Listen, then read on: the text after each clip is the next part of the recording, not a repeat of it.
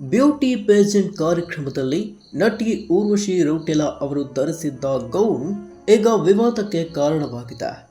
ಹೌದು, beauty pageant ಕಾರ್ಯಕ್ರಮದಲ್ಲಿ ಮಾಜಿ ಮಿಸ್ ಯೂನಿವರ್ಸ್ ಸುಷ್ಮಿತಾ ಸೇನ್, 2 ಬಾರಿ ಮಿಸ್ ಯೂನಿವರ್ಸ್ ಇಂಡಿಯಾ ಕಿರೀಟ ಧರಿಸಿದ್ದ ಊರ್ವಶಿ ರೌಟೆಲಾ ಹಾಗೂ first runner up Selina Jaitley ಭಾಗವಹಿಸಿದ್ರು. ಈ ಸಂದರ್ಭದಲ್ಲಿ ರೌಟೆಲಾ ಅವರ ಗೌನ್ ಡ್ರೆಸ್ ಗಮನ ಸೆಳೆದಿದೆ. ಮಿಸ್ ಯೂನಿವರ್ಸ್ ಇಂಡಿಯಾ 2026 ಸ್ಪರ್ಧೆಗೆ ತೀರ್ಪುಗಾರರಾಗಿ ಆಗಮಿಸಿದ ಊರ್ವಶಿ ರೌಟೆಲಾ ರ್ಯಾಂಪ್ ವಾಕ್ ಮಾಡಿ ಮಾಧ್ಯಮಗಳೊಂದಿಗೆ ಸಂವಾದ ನಡೆಸಿದರು. ಈ ವೇಳೆ ಅವರು ಭಾರತೀಯ ತ್ರಿವರ್ಣ ಧ್ವಜದಿಂದ ಪ್ರೇರಿತವಾದ ಆಫ್ ಶೋಲ್ಡರ್ ಗೌನ್ ಅನ್ನು ಧರಿಸಿದ್ರು. ಕೇಸರಿ, ಬಿಳಿ ಮತ್ತು ಹಸಿರು ಬಣ್ಣಗಳಿಂದ ಕೂಡಿದ್ದ ಈ ಗೌನ್ನ ಮಧ್ಯಭಾಗದಲ್ಲಿ ಅಶೋಕ ಚಕ್ರದ ವಿನ್ಯಾಸವೂ ಇತ್ತು. ಈ ಉಡುಪನ್ನು ಕಂಡ ನೆಟ್ಟಿಗರು ಆಕ್ಷೇಪ ವ್ಯಕ್ತಪಡಿಸಿದ್ದಾರೆ.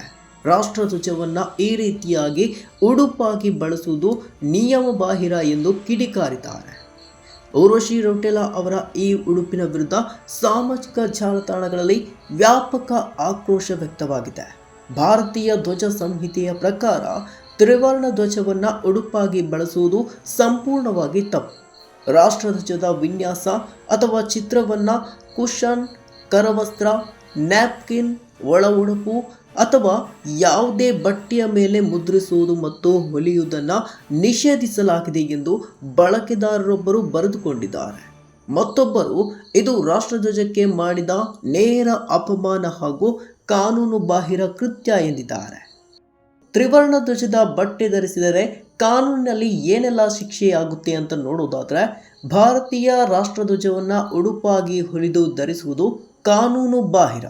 ರಾಷ್ಟ್ರೀಯ ಗೌರವಕ್ಕೆ ಅಪಮಾನ ತಡೆಯುವ ಕಾಯ್ದೆ prevention of insults to national honour act 1971 section 2 ಪ್ರಕಾರ ತ್ರಿವರ್ಣ ಧ್ವಜವನ್ನು ಯಾವುದೇ ರೀತಿಯ ಡ್ರೆಸ್, ಸಮವಸ್ತ್ರ, ಕರವಸ್ತ್ರ, ಒಳ ಉಡುಪು ಅಥವಾ ಕುಶನ್ ಇತ್ಯಾದಿಗಳಲ್ಲಿ ಬಳಸುವುದು ಅಪರಾಧ.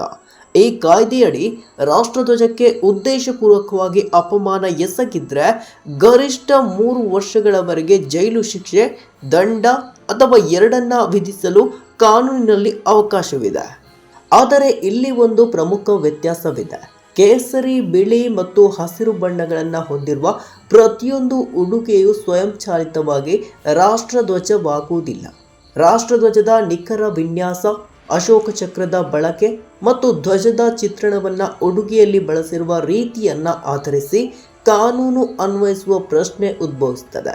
ಹೀಗಾಗಿ ಕೇವಲ 3 ಬಣ್ಣಗಳಿರುವುದರಿಂದಲೇ ಉಡುಗೆಯನ್ನು ಕಾನೂನು ಬಾಹಿರ ಎಂದು ಹೇಳಲು ಸಾಧ್ಯವಿಲ್ಲ. ಆದ್ದರಿಂದ ಈ ಒಂದು ಉಡುಪಿನ ಬಗ್ಗೆ ಈವರೆಗೂ ನಟಿ ಕೂಡ ಸ್ಪಷ್ಟನೆ ಕೊಟ್ಟಿಲ್ಲ.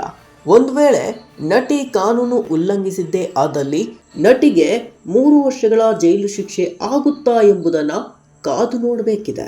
ಯಾಕೆಂದರೆ ಕಾನೂನು ಎಲ್ಲರಿಗೂ ಒಂದೇ.